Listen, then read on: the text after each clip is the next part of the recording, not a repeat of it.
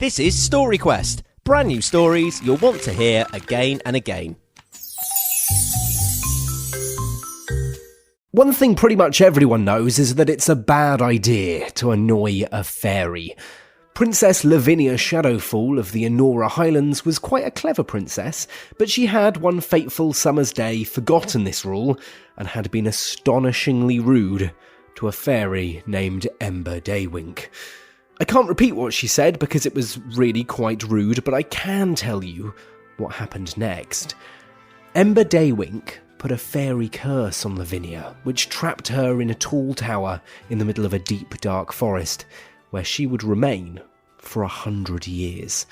She would not grow older, but she would not be able to leave, which meant she would have plenty of time to think about the rude things she said, and hopefully feel sorry that she said it. Ember wasn't a mean fairy, so she made the tower quite nice, and there was a window she could peer out from, but Lavinia was stuck, and as you can imagine, was not happy at all about this state of affairs. Lavinia was particularly beautiful, and very clever too, and so there were plenty of knights who thought that they'd try to free her from her enchanted prison, but none of them had much luck. Bernard the Righteous tried climbing the tower, but the magical forces pushed him back to the ground. "Such a shame," shouted the princess through a crack in the window. "I really thought you might make it." The ice wizard, Baron Nightingale, threw a spell of his own around the tower, and the doors flew open. "Quickly, your highness!" he shouted. "What did you say?" the princess yelled back. "You feel sickly?" "No, quickly! The charm won't last for long." "I can't hear a word you're saying," the princess yelled into the swirl of mist, which promptly disappeared and the doors clanged shut once more. "Bother," said the Baron. "Thanks for trying," the princess said, throwing a rose from the window by way of thank you, and then the window was drawn shut and the Baron was left on his own. The 100 years had come to an end and everyone thought the enchantment would have been lifted, but the doors stayed resolutely locked, with the princess still inside. Ember Daywink, the fairy, had long since moved to distant shores where there were more polite princesses, and so no one could get her to remove the charm, which seemed like it might never be broken. Still, knights would come to try, and on one bright autumn morning, it was the turn of a young page called Hawkin the Timid. As his name suggests, he wasn't known for dazzling swordsmanship or dragon slaying, and hadn't managed to save anyone or anything from peril as of yet. But you had to start somewhere, and so he thought he'd try his luck to free the princess. He did have a talent for picking locks, which would have made him quite a successful criminal, but he was honest and good, so wouldn't have dreamed of doing anything like that. Jumping down from his noble steed, the steed's name is Dapple, he couldn't see the princess at the window, but a gentle snoring suggested she was still asleep, even though it was nearly lunchtime.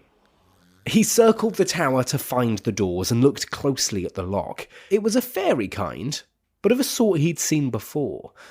Enchantment or not, there might be a way to force it open. Reaching for his tools, he rested his finger on the handle, and to his surprise, the handle dropped down, and there was a click, and the door softly opened. It wasn't locked at all, and there was no sign of a charm. He hurried to throw stones at the window in an attempt to rouse the princess. Sleepily, she appeared and looked a bit peevish at being disturbed. "Milady, the curse has been broken. The door, it's open." The princess looked surprised. Or tried to. It wasn't very convincing. "Oh gosh, that's, great." As I've said, she was a clever princess, but not one who was any good at acting. Hawkin could see she wasn't telling the truth. "Hang on. You knew the charm had lifted. Don't you want to escape? To be saved?" The princess looked a little bit shifty. "I mean, I know you've gone to a lot of trouble," she said. "It's not just me. Countless brave knights and daring buccaneers have spent quite a lot of their valuable time trying to get you out of this tower." "Well, I didn't ask them, did I?" The princess sounded and looked a bit stroppy. "When you've been in a tower for 100 years under a fairy curse, you get a bit set in your ways, don't you?" The fairy left me all sorts of things to keep me occupied, and I can conjure any food or object I desire. I've got 1,000 books, hundreds of musical instruments, and the most comfortable bed ever. Imagine if you could just lounge around all day in a comfy bed. You wouldn't want to be rescued, would you? Hawkin the Timid had a think. It did sound quite nice. He shrugged his shoulders. There wasn't really much else that he could do. He might not have been the brightest knight or the bravest, but he could take a hint. Well, I'm sorry to have bothered you. I'll leave you to it, and I'll make sure that everyone knows you're not to be disturbed again. And with that, he mounted Dapple, his trusty steed, and they clopped back off to the castle. He was as good as his word and made a grand pronouncement to all the citizens of Anora Highlands that no more rescue attempts were needed, and everyone could just leave her alone. And they did. The princess was glad of peace and quiet. Well, she was for a little bit. But in the years that followed, she would sometimes look out of the window and almost wish someone would try to rescue her, if only for the company. She hadn't seen another soul in ages.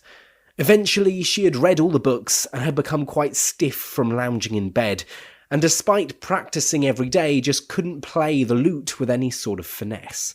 She was bored, and she realised she was actually quite lonely. There was only one thing to be done, and she was the only one who could do it. Slowly, hesitantly, she descended the spiral staircase, unlocked the door, and made her way out into the deep, dark forest. She was a little nervous, having not been outside in so long, but it was exhilarating to feel the forest breeze surrounding her, to feel the soft moss under her feet as she began to walk towards the castle. There was great excitement at the news, and crowds gathered to greet her and bow. She giggled and gasped to see so many people and hear their clamouring voices, to see the bright colours of the flags and the littling rise of the lute playing a jolly little tune. Far better than she could have played it, even if she had been practising for over 100 years. Why had she ever thought that she was better off in the tower, she wondered. She supposed she had merely become set in her ways, as people do.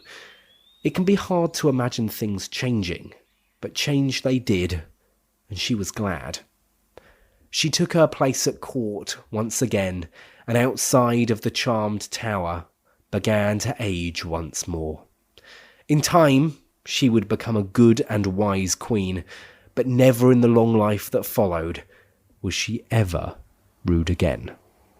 And certainly not to the fairy folk. Thanks for coming on a story quest with us. If you like that story, make sure you're subscribed to the podcast so you never miss an episode.